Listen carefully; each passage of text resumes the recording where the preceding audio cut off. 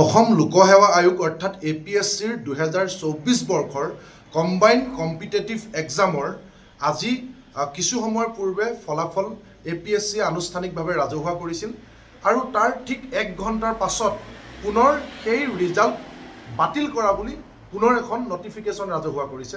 আমি আশ্চৰ্য প্ৰকাশ কৰিছোঁ। সেই নটিছখনত উল্লেখ কৰা হৈছে ইনএডভাৰ্টেণ্ট এৰৰ অৰ্থাৎ অসাৱধানতাৰ কাৰণে কিছু ভুল হোৱা বুলি, অনিচ্ছাকৃত বা অসাৱধানতাৰ কাৰণে কিছু ভুল হোৱা বুলি সেই ৰিজাল্ট শ্বীটটো পুনৰ কেঞ্চেল কৰিছে। আমি এটা কথা স্পষ্টভাৱে APSC আৰু অসম চৰকাৰক সুধিব বিচাৰিছোঁ যে আজি এসপ্তাহ পূৰ্বে অৰ্থাৎ যোৱা সোমবাৰে মৌখিক পৰীক্ষা সমাপন হৈছিল। আমি সকলোৱে জানো যে প্ৰিলিমছ মেইনছ তাৰ পিছতে আচলতে মৌখিক পৰীক্ষা হয়।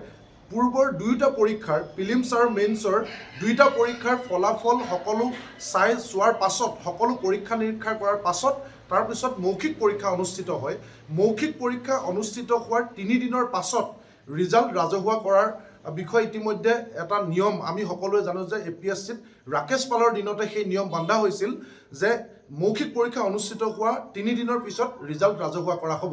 কিন্তু আজি এসপ্তাহলৈকে ৰিজাল্ট ৰাজহুৱা নকৰাক লৈ প্ৰাৰ্থীসকলৰ মাজত সাংঘাতিক ধৰণে এটা সন্দেহৰ বাতাবৰণ সৃষ্টি হৈ আছিল যে 3 দিনৰ পিছত ৰিজাল্ট ৰাজহুৱা হ'ব লগা ফলাফলৰ কিয় এসপ্তাহৰ পিছত ৰাজহুৱা কৰা হ'ল। সেই সন্দেহ ঘনীভূত হৈ থকাৰ সময়তে পুনৰ বিশেষ আশাপূৰ্ণ এটা বিষয় উল্লেখ কৰি অনিচ্ছাকৃত বা বিসংগতিপূৰ্ণ এটা বিষয়ৰ বাবে আচলতে পুনৰ এই ৰিজাল্ট শ্বীটখন কেঞ্চেল কৰা বুলি যি খবৰ তেওঁলোকে পুনৰ এখন নটিছৰ জৰিয়তে জনাইছে, ই আচলতে সাংঘাতিক ধৰণে এটা সন্দেহৰ সৃষ্টি কৰিছে। নিশ্চিতভাৱে আমাৰ সন্দেহ যে নিশ্চিতভাৱে ইয়াত হয়তো পূৰ্বৰ APSCৰ যি কেলেংকাৰী আছিল, মন্ত্ৰী বিধায়ক একাংশ ৰাজনীতিকৰ নিজৰ মনৰ পচন্দ পৰিয়ালৰ মানুহ APSCৰ পৰীক্ষাত পাছ কৰাব নোৱাৰিলে এই ধৰণৰ বিসংগতি দেখুৱাই পুনৰ এটা দুৰ্নীতিত লিপ্ত হৈছিল। সেই একেই পৰম্পৰা পুনৰ আৰম্ভ হৈছে নেকি হিমন্ত বিশ্ব শৰ্মা চৰকাৰৰ দিনত? আমি এই প্ৰশ্ন আজি মুখ্যমন্ত্ৰীক সুধিব বিচাৰিছোঁ। গতিকে পুনৰ APSCৰ দুৰ্নীতি মুক্ত কৰা হ'ল বুলি অসম চৰকাৰে আজি বাহ লয়। আজি যদি আপুনি চৰকাৰী প্ৰচাৰ অভিযান চাবলৈ যায় বিজেপিৰ, তাত মূল বিষয়টোৱে কৈছে যে স্বচ্ছ আৰু নিকা নিযুক্তি।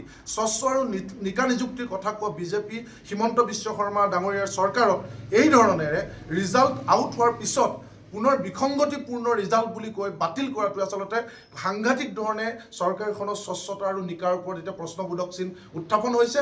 আৰু আমি এই গোটেই বিষয়টো এটা তদন্তৰ দাবী জনাইছোঁ। আৰু কিয় কেনেকৈ এনেকুৱা ধৰণে অসাৱধানতাৰ সৃষ্টি হ'ল, কি কাৰণে এই অসাৱধানতা হ'বলৈ পালে, সকলো দুটাকৈ পুনৰ প্ৰিলিমছ আৰু মেইনছৰ পৰীক্ষাৰ পুংখানুপুংখভাৱে মাৰ্কিং কৰাৰ পিছত, নম্বৰ দিয়াৰ পিছত মৌখিক পৰীক্ষা অনুষ্ঠিত হৈছিল। আৰু মৌখিক পৰীক্ষা অনুষ্ঠিত হোৱাৰ আগতে সকলো যদি ঠিক ঠাক হৈ গৈছিল, সকলোৱে সহি কৰাৰ পিছতে যদি ইমানখিনি পৰ্যায়ৰ মৌখিকলৈ আগবাঢ়িছিল, তেতিয়া নিশ্চিতভাৱে এই পৰীক্ষা বাতিল কৰাৰ কোনো প্ৰশ্ন উঠিব নোৱাৰে, এই ৰিজাল্ট বাতিল কৰাৰ কোনো প্ৰশ্নই উঠিব নোৱাৰে। কি ৰহস্য ইয়াত লুকাই আছে, কি দুৰ্নীতি পুনৰ APSCয়ে চানি ধৰিছে, এই বিষয়টো আমি মুখ্যমন্ত্ৰীক দাবী জনাইছোঁ। এটা উচ্চ পৰ্যায়ৰ তদন্ত হ'ব লাগে। পুনৰ এই ধৰণে APSCৰ কলা অধ্যায়বিলাক ঘূৰাই আনি নে বাহিৰত এটা দেখুৱাই ভিতৰি APSCত ৰাজনীতিকসকলৰ এই ধৰণৰ দুৰ্নীতি পুনৰ চলি আছে, এই কথাটো অসমবাসী ৰাইজে আজি জানিব বিচাৰিছে।